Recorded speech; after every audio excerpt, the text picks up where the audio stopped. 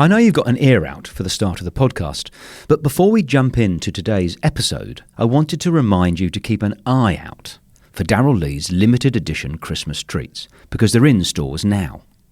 Like the iconic Christmas nougat pudding, so yummy and a gorgeous little gift.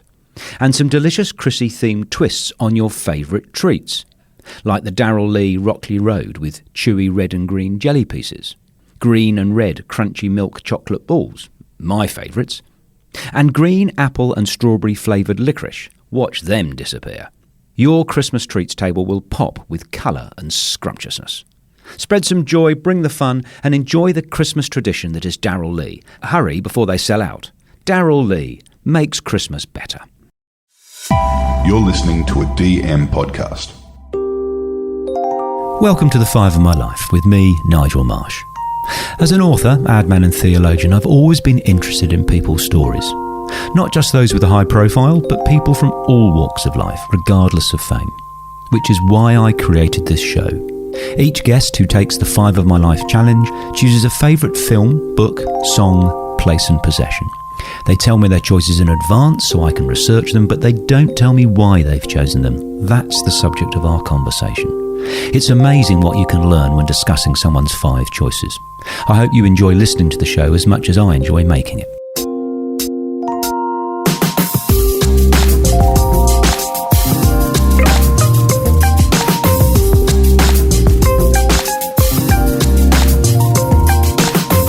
Dan Ilic is one of Australia's most prolific comedic voices. His incisive, satirical take on current affairs has garnered attention and followers around the world. As funny as he is thought-provoking, Dan reigns supreme as Australia's leading investigative humorist. So Dan, welcome to Five of My Life, mate. Oh, look, I wish it was 15. It was really hard to whittle it down to 5, but, we got there. I'm so looking forward to this, and I have really enjoyed researching you and your choices, mate. Oh wow! This feels like a KGB interview. I feel like I'm about to be thrown in jail for life. We're going to go into all the dark corners, matey, but we're starting, as is traditional, with the film on Five of My Life, and you have chosen the musical comedy classic from the start of the 80s, The Blues Brothers. Oh, The Blues Brothers. It is an incredible film, so funny, so brilliant, and it feels just like this perfect mix of music, culture, sketch comedy, and this rollicking tale. The characters in it are just unbelievable. So it's a story of 2 guys trying to raise money for the orphanage where they grew up. And they put their blues band back together, and they have to go on a journey where they effectively just go around asking people to come and play in a band with them. And it's just so funny and wonderful, and it has this amazing climax. I believe for a long time it was the film with the most car crashes in it, the most cars destroyed for a film. I just love that film. It made me want to do comedy. It made me want to become a filmmaker. Just one of those great comedy films that I had on VHS, recorded off the telly, and it was pretty much worn out by the time I left home. And when did you first see it? How old were you? Maybe 10, or maybe younger, maybe 8. It came out in, I think, 86. I could be wrong. Feels like it came out in the 80s. I think what was interesting was that my brothers were into it, and when CD players made their way throughout the world in the late 80s, that was a big deal, to go from a record player to a CD player, according to my father. And the first CD we had was the Blues Brothers CD, motion picture soundtrack. And we played it on our Amstrad CD player on loop because it was the only one we had. And it really took you there. The soundtrack to that motion picture took you to those gigs, took you to that point in time. And it became the soundtrack of a lot of our road trips when we could put a CD player in the car. And it became a soundtrack of just kind of booting around life growing up. Yeah, so The Blues Brothers was just this phenomenal film. I love it so much. One of my best friends, Cale, he's Canadian, he's an improviser. He has a tattoo of Jake and Elwood Blues on his chest. he grew up in Toronto, so naturally has an affinity with Dan Aykroyd, and I just love that. When I was a kid in year 10, my friend Nathan and I, we learnt the dance to Shake Your Tail Feather, the one they do in the film, and we practiced it, and at our year 10 formal or like social, we danced in front of the entire school. And we won the best prize for the best dance, but hey, we also organised the dance, so it was a little, conflict of interest there. But we did put on a really good show for the school. It's been downhill ever since. It's been downhill ever since. Yeah, exactly. Yeah. And I love the fact that film, which I agree, it's just sensational. It's quite touching as well, bizarrely, amongst all the slapstick and whatever. Is based on a recurring SNL sketch. And it made me want to ask, what on earth is the Cumberland Gang Show? Oh, well, Cumberland Gang Show is very different to SNL. It's not. It's more like arts adjacent. It's. But you did that. That's where you started. That's where I started out on stage. Yeah, as a kid. So when I was like 10 years old, I joined the Cumberland Gang Show. I was a scout. The Cumberland Gang Show. It's a scout thing. It's a scout and guide. It's a scout and guide show. Gang shows are scout and guide variety shows. Why is that not in the name? There you go. Or maybe it's not in the name on purpose. Well, I mean, they've been going for such a long time. Since the 40s. Like Ralph Reeder started the gang shows a long time ago. So so many other folks have gone through gang show too. Many of those Footlights folks were gang show people. Goon Show people were gang show people. Monty Python people were gang show people. So gang show is a very formative part of my life when it comes to not only performing but also managing teams and doing big projects with huge teams out of sheer sweat and will, because it's all volunteer. You got 150 kids on stage, 12 nights a week, 12 shows a week, and it's phenomenal. Like, we rehearsed for 6 months, pulled together mums and dads to build sets and stitch costumes and pull in mums and dads to do lighting and theatre work as well. So it's such a huge volunteer organisation. It's such a special part of Australian theatre culture and my own upbringing. It was amazing. One of the happiest days of my life was getting a phone call from Rob Lang, the then director of Cumberland Gang Show. I was 14 years old. I'd been in the show about 3 years. And he said, "Hey, would you like to come on board and become an assistant producer on the production team?" And I said, "Yeah!" I was like 14. I was like, "Yeah, I made it." I'm the boss of the gang show. It was fantastic. And that was a real gateway drug to not only creativity but also learning how to do teamwork and learning how to manage groups of people when I was a real youngster. So I am forever in debt to Gang Show for those formative years of not only performing and learning how to be a ham on the stage or feeling confident in front of strangers, but also, that teamwork element is a real big thing that I absolutely love. Gang Show, in terms of a show, is pretty good. It's there for the parents of the kids. It's like a Rockstead for scouts. It's very daggy.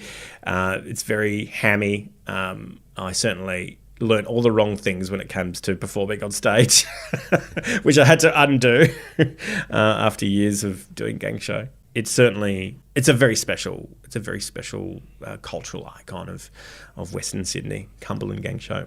Oh, I'm so glad I asked you. I didn't know any of those things. And is it still going? Yeah, it's still going. I think they just had their 50th anniversary last year.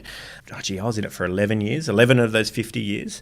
Gang Show will be around for years as long as people want to see it be around. And it's it's very special. Scouts and Guides are such special organisations. And I think particularly in a world where there's so much digital technology, to actually do things in real life, face to face, and go on adventures and learn a lot of skills. Those organisations are so precious. I think we're so lucky to have them. We're moving to the end of the 80s for your second choice, and you have chosen. I've got a copy of it here. You absolute bastard! It's 800 pages long. Do you read and consume all these things? Every single bloody book. Could you have chosen a longer one, man? You have chosen, which is, I suppose, obvious given your political leanings, Ronald Reagan's, the sequel to Ronald Reagan's favourite book. Is it really? What was Ronald Reagan's favourite? The Hunt for the Red October. Oh, great. And the sequel to the Hunt for the Red October is Cardinal of the Kremlin, Tom Clancy, 1988. Explain yourself, Dan. Oh, look, as a kid growing up, I loved Tom Clancy. So when I was kind of moving from primary school to high school, I started reading big books. My brother was in the army, so he had a couple of little Tom Clancy books lying around. He was much older than me. And so I started picking them up and reading them. I started off with Patriot Games, and I was like, this is the best. Then I Hunt for Red October, and I'm like, this is so much better than the movie. And then Cardinal of the Kremlin was by far my favourite. It brought in a whole bunch of interesting things like Star Wars programs and real spycraft between West and East. And one of the favourite things is there's a swear word. It's Yob Tvoya mat, which means fuck your mother in Russian. And if I learned one thing from Cardinal of the Kremlin, it was Yob Tvoya mat. And when you're 15, there is no better thing to learn than a swear word in Russian. But one of the things that Cardinal of the Kremlin really did was, or rather Tom Clancy's novels as a whole, because I was such a Clancy fan back when I was 15, 16, was like it really helped with my writing. I started imitating him as a writer. And I remember for English, when was the Atlanta Olympics? 1996. Yeah, so around 1996, there was the bombing of the Atlanta Olympics. Someone let off a pipe bomb in a park. And I wrote like a spy thriller opener to that bombing for English class. And my then teacher, Mr. McGee, threw it back on my table and said, "You didn't write this." And I thought, yes, I've nailed it. I'm going to leave school and become a Cold War fiction writer.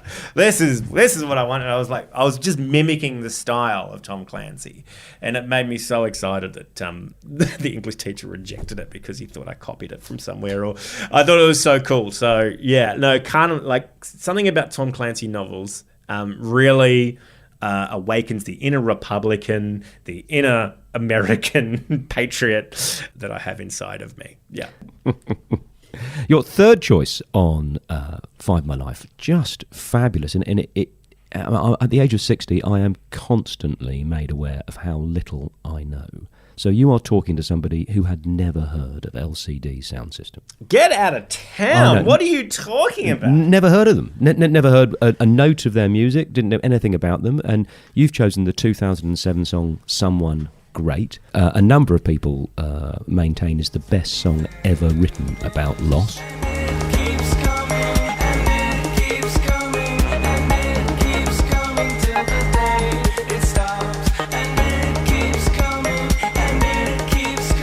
That song really, really touches people, but I want to hear why you chose it on Find My Life. It's an absolute banger, right? It's got this great opener. It takes forever to get to the lyrics. And as a younger man, I thought it was initially about losing a partner, losing a love, losing unrequited love. But then I was listening to it on a road trip throughout Tasmania. So I heard it come on my iPod at the time as I was driving through Tasmania in the middle of a poppy field, and I just pulled over to listen to it because it moves me, that song, so much. And I just looked up what it was about, and sitting in the middle of this poppy field in Tasmania listening to Someone Great, the story of it really kicked me in the guts.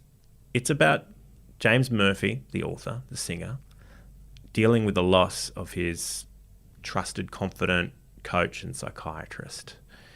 And every time I hear it now, I feel profound loss for the support that James had from this guy and from his friend and someone who he grew extremely close with. To be someone who you've put all of your darkest, deepest secrets into the brain of, and who's helped you unplug roadblocks in the way of your life, and who's helped you navigate the trickiness that it is to be an artist, not just in New York City but anywhere. Man, just a gripping, sad song. And I hope they play it at my funeral when I die. There's an amazing lyric in it that I found. The worst is all the lovely weather. I'm stunned it's not raining.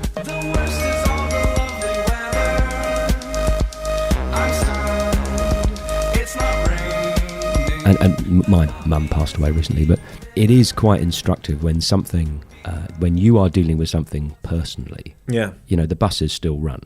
Yeah. I mean, people are still shopping in Coles. I mean, it's your drama. It's not the world's drama. The tide goes in, the tide goes out. So you've lost your therapist, best friend, mate, and it's a lovely sunny day, and people are heading off to the beach with the towel under their arm. That's it. Yeah. The line that gets me in it is something like, "We used to be able to talk about it, but now that's the problem." And I was like, "Fuck." He wants to talk about his death, but you're dead. Yeah, he wants to talk about his therapist's death, but he can't. Fuck, that gets me. Just so. Even now I'm like, welling up. It's just a beautiful song. Death.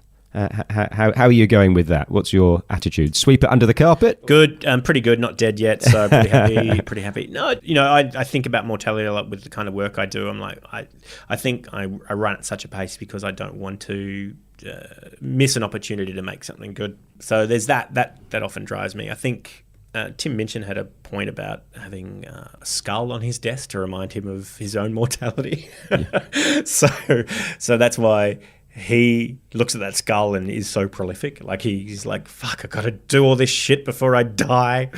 And Tim's, a fascinating peer of mine. It's amazing. And like, Jesus, like, yeah, he does work hard. Yeah, I'm okay with death. I had a friend pass away this year through self-harm, and it was pretty sad experience. Yeah, but his memorial was one of the best memorials I'd ever been to. It was just spectacular. He's a filmmaker, a producer kind of person, and naturally the team that put together his memorial were all of his incredible filmmaker, producer friends, and they really produced the shit out of it, and it was just this beautiful moment. Yeah. See, some of the most it seems obvious to say, some of the most incredible moving occasions I have been to are funerals, because it strips away the bullshit, doesn't it, really? It really does, yeah. And, it was so nice to see so many of my friends and colleagues there, and we've all worked together for 20, 30 years, and it's so nice to see them all in one room. It's just a shame we had to all get together in a place like this. Glenn Robbins, made the observation to me. He's like, I know, isn't it? It's so weird that, we don't often get together like this as a community of comedians, and it's such a shame we have to do it in a place like this. But at the same time, that was a really special day. So, it's either the Logies or someone's wake. That's when we're all getting together. But I think Glenn's right. We need to find ways to kind of connect with each other that aren't those occasions. I'll tell you, one of the things that I found, and I really enjoyed the preparation for this, is accessing your work is incredibly easy and enjoyable because it's out there and it's good. But finding out anything about you, I found impossible. Apart from you're lovable and nice and talented, but I don't really know. Put that on the headstone, buddy. We're done. Yeah, is that a policy? You? No, I'm pretty open with my family life and other stuff. I've done. I talk about my parents and growing up a lot. And I love the video with your mum. Honestly, that I just adore that. Oh yeah, it's just so lovely. 7:30. Yep, there's a great story that Mon Shafter did. It's called The Two of Us with me and my mother, and that was really really great fun. The love just comes out of the screen. Fantastic. It was so brilliant. Like not long after that, being able to nominate my mum for Senior Citizen of the Year at the Parramatta City Council Awards, and she won it, and that was a real big moment for Mum. Someone growing up in Parramatta and Parramatta City Council area, it was really fun to kind of see Mum rewarded for the years of sacrifice she put in with not only raising us as kids but looking after my dad who's quadriplegic. So yeah, that was really cool. Yeah, lovely.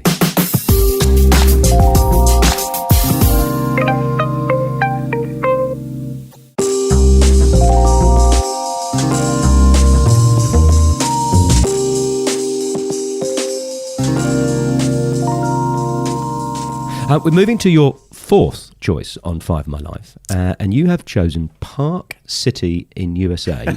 If you could, before you tell us why, if you could explain where it is more specifically and describe it a bit, and then tell us why you've chosen it, Dan. Park City is an incredible ski town in the middle of Utah. It is about 40 k's north of Salt Lake City, and it was the home to the Salt Lake City Winter Olympic Games. And as a kid, the Sydney Olympics was a major thing in my life. It was from 1993 onwards, I was focused on getting a job at the Sydney Olympics. So I wanted to be a part of the games, got to be a part of this thing that's coming to our city. So for 7 years, I tried to figure out how to get, into the games. And I went for a gig as a medal holder.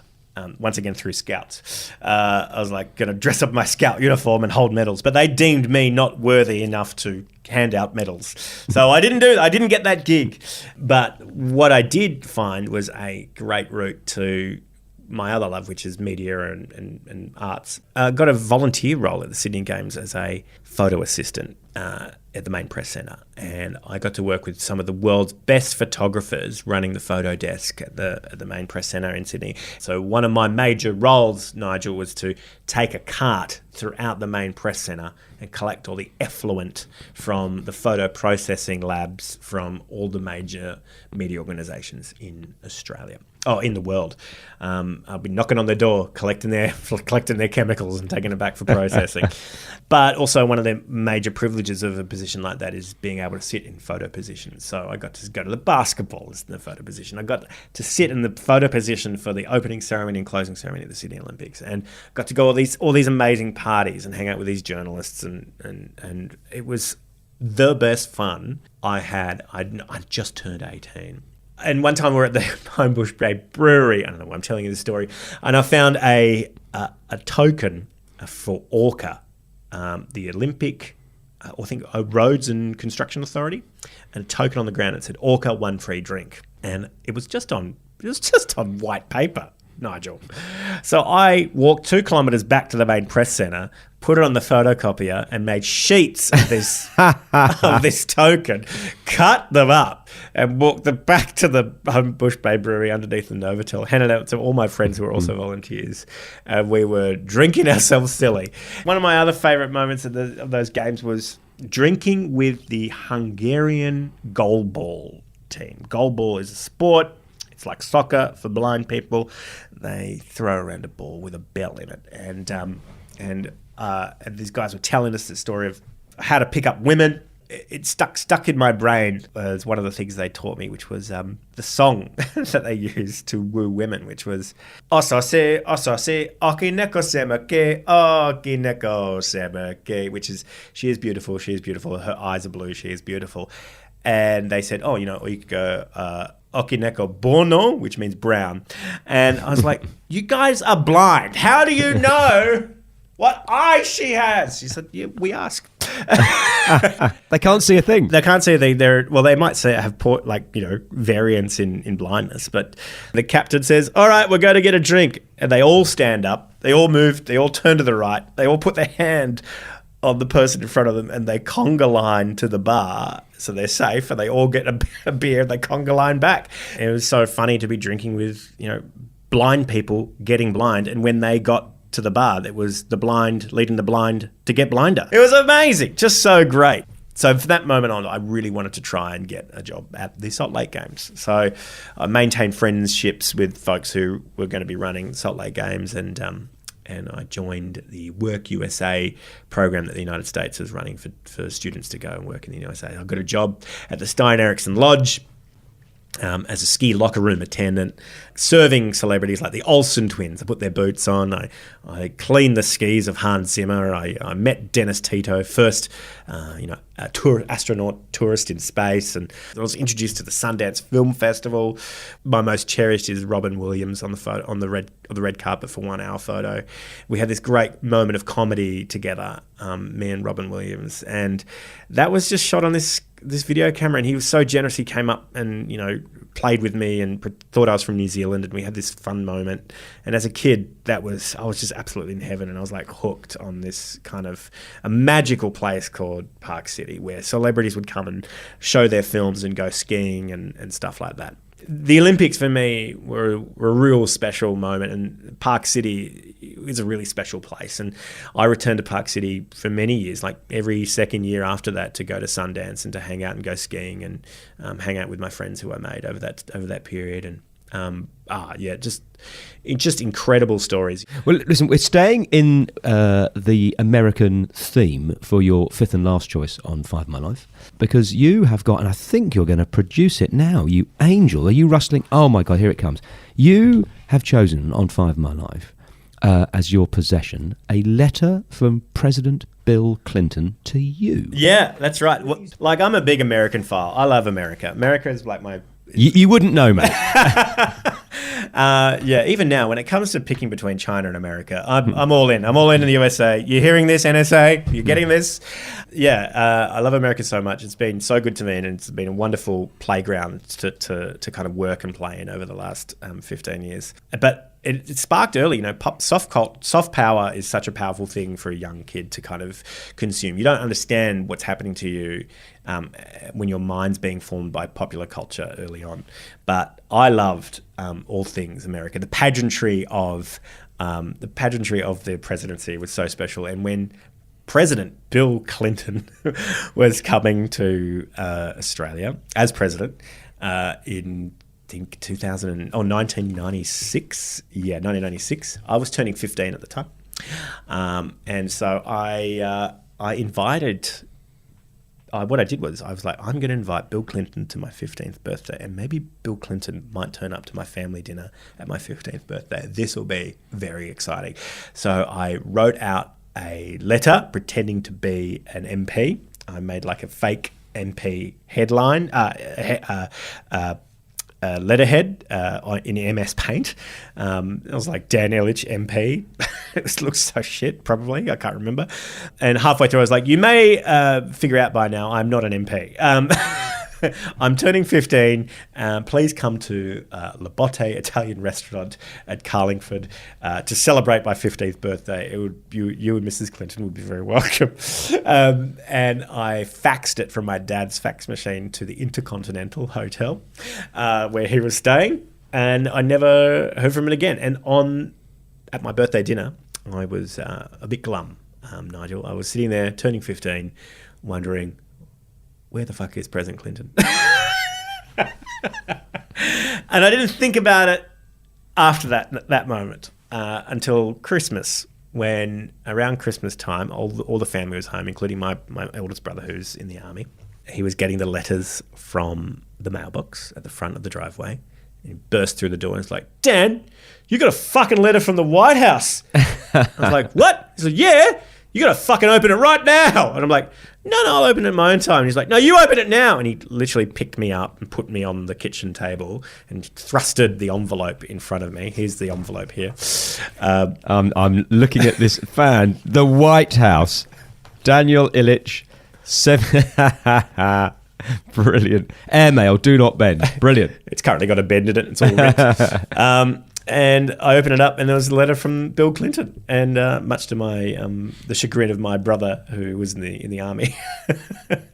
I'm looking at this framed letter now. Oh, this is wonderful. Dear Daniel, thank you so much for your kind message, you nutter. Do you want me to, I can read it in the voice if you like. Yeah, do it. I love it. Dear Daniel, thank you so much for your kind message. I greatly enjoyed my trip to Australia. I've been touched by the many expressions of support and encouragement I've received from people everywhere who care deeply about the future of our world. I'm sorry I was unable to help celebrate your birthday, but Mrs. Clinton joins me in sending out best wishes and much future success and happiness. Sincerely, Bill Clinton, December 10, 1996.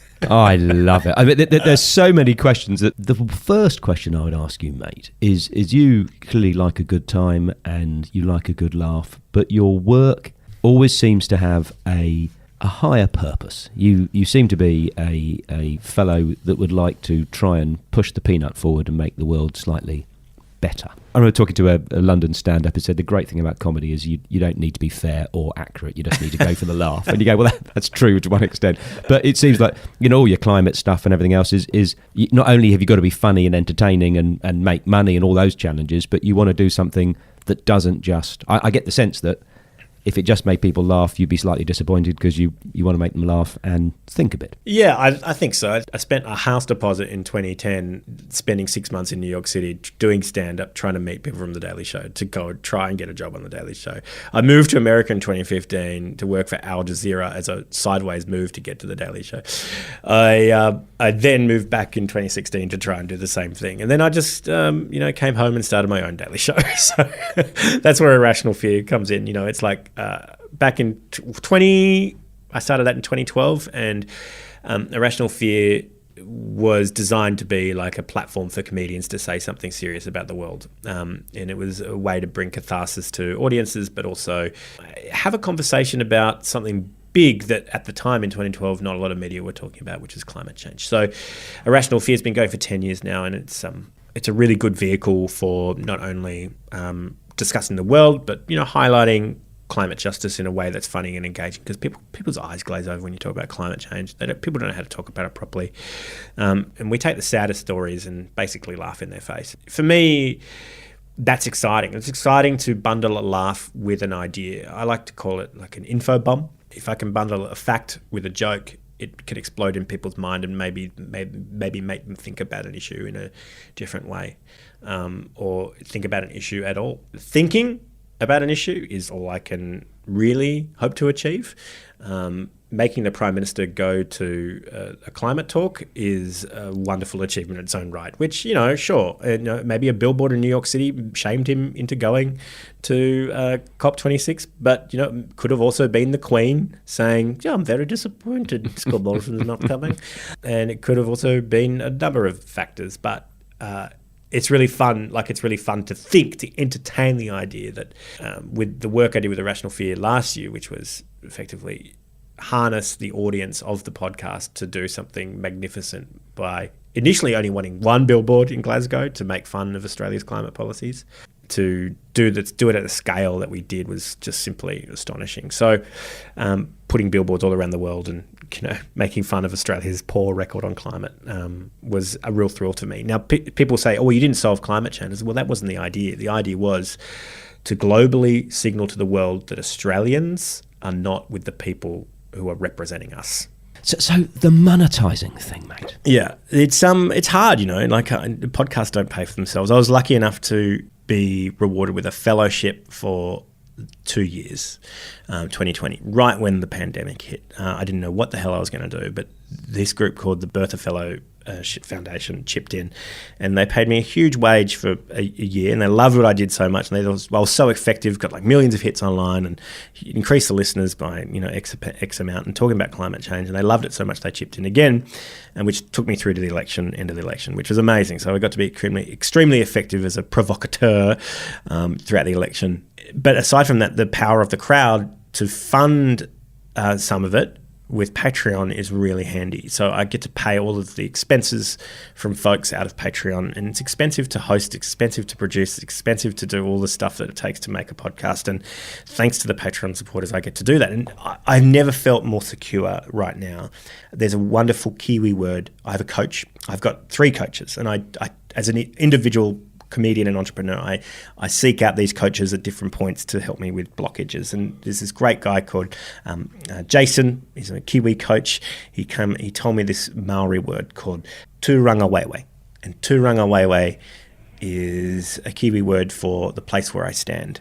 And it basically means here is where I am. Here I'm in principle. Here I am steady. And from this point is my base, and I can operate out of this space. And that's the sense of home and the sense of feeling I have now with Irrational Fear. I have a tūrangawewe with Irrational Fear. It's this wonderful place that is self-funded, and I'm not hustling for gigs. I'm using it as a base to not only be seen but help others be seen as well. So that third piece, being able to be creative, being able to make something, but the third piece is being able to pay for it. I was never really good at that, and I've just turned 41, and I'm just finding peace in my financial stability right now. And fuck, it took a long time, but I'm fucking glad it's there. Oh, well, wonderful, mate. More power to your elbow. I've got 2 further questions for you, mate, before we must wrap up. And the first question, actually, I'll give you the choice of which particular version of it you would like, because you do such wonderful work and such an interesting life to date. If I turn the telescope around and ask you to talk to what you feel is your biggest mistake or biggest regret, choose one or the other. Probably a mistake. Look, I got fired from Al Jazeera for using the green screen to apply for a job at The Daily Show. So I just recorded a sketch on the green screen at work, and so the casting came up, and I got an opportunity to cast for it. So I recorded what we would call now a self tape on the Daily Show, but I used the work gear. I wouldn't do that again. I just recorded it on my camera at home rather than the green screen. Doesn't feel like a big mistake to me. I mean, no, but when you move your entire life over to another country, right, it blew it all up. Yeah, it blew it all up. So I had to come back and start again. Then 6 months later, I was back in the States working for another media organisation, and maybe that period was lost time for me. So 2015 to 2018 was really lost time in terms of my own career. So I really lost. I feel like I lost a lot of time in my 30s, not only through my career, but my personal life as well. I was just making bad choices, and losing time is really annoying. So wasting time professionally and personally. Do you want to speak to some of the personal stuff? Yeah, I mean, in America, I was in a relationship that wasn't great, and I really wanted to get out of, and I kind of ran down the clock on my bank account as quickly as possible to give me an escape out of that relationship. And I was like, oh, sorry, babe, I'm broke. I've got to go back to Australia. So I regret losing time and money to do that.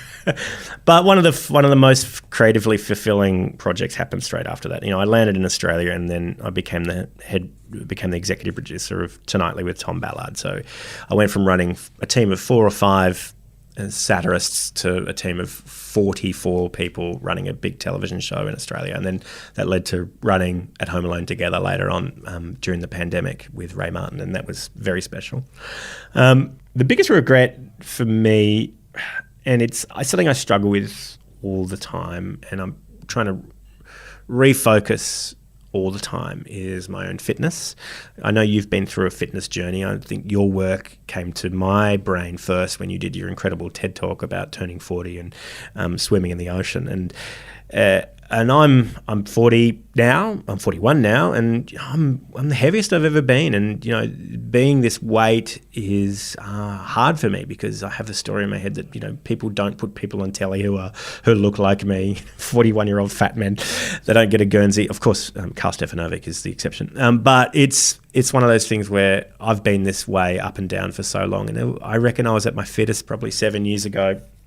And I was also really proud of myself 7 years ago. And I think, fitness for me is something I don't prioritize, or haven't been able because of injury and things like that.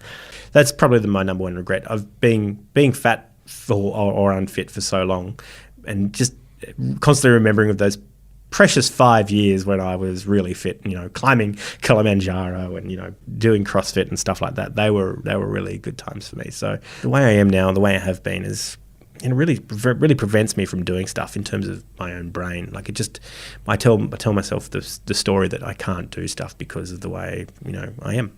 Okay, so the second question I want to ask, the last one, is who would you want to hear on Five My Life next, and why? Brad Blanks is a friend of mine. He's in New York City. He's got the most fascinating life. He lives this incredible playboy life, and he is just this Aussie bloke from Cobram. He is amazing, and he's one of my best mates, and I met him in Salt Lake City in 2002 at a party, and I think he ended up sleeping on my floor one of those days, and he his story is fascinating. And I spoke about the Olympics. His story, his whole career is based around the Olympics. When he was 24, he just rang up a bunch of radio stations in America and asked to be their Australian correspondent for the Sydney Olympics. One of them said yes, and they asked him to come in immediately and do an interview on air. And he's this Aussie bloke, Cobram accountant, living in Bondi, trying to write sitcoms. And he flew over to America, and he sat in this studio at WPLJ, and the breakfast team at the time grilled him about why they should, give him the job as an Australian correspondent. And they're like, "So Brad, are you into sports?" "Yeah, I'm into sports." "Have you ever had any experience in television?" No. "Have you ever any experience in radio?" No. "You're hired." And that's effectively the job interview. But yeah, Brad Blanks is my number one suggestion for you. Dan Ilic, I really appreciate you coming in, bringing in the Bill Clinton letter and discussing your 5 on 5 My Life. Thank you, mate. Nigel, and with all due respect, jobb til Matt.